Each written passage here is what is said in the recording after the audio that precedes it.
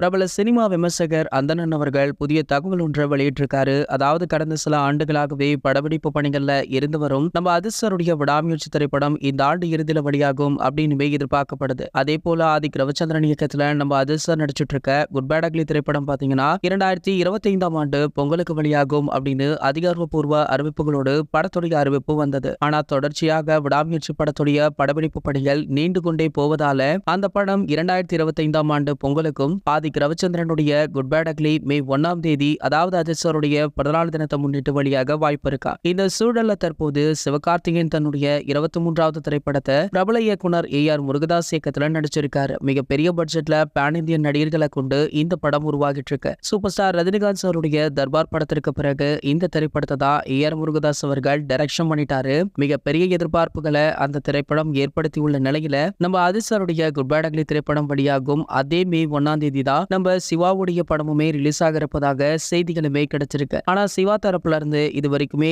எந்த ஒரு உறுதியான தகவலும் வெளியாகல. மேலும் சிவா அவர்கள் அதிர்ஷ்டருடன் மோதுவதை தவிர்ப்பார் அப்படின்னு கருதப்படுது. இது போன்ற அதிர்ஷ்டரை பத்தி வெளியாகிற அனைத்து செய்திகளுமே நீங்கள் உடனே தெரிஞ்சுக்க நம்மளுடைய அஜித் டாக்கீஸ் அப்படின்ற நம்ம சேனலை சப்ஸ்கிரைப் பண்ணிக்கோங்க.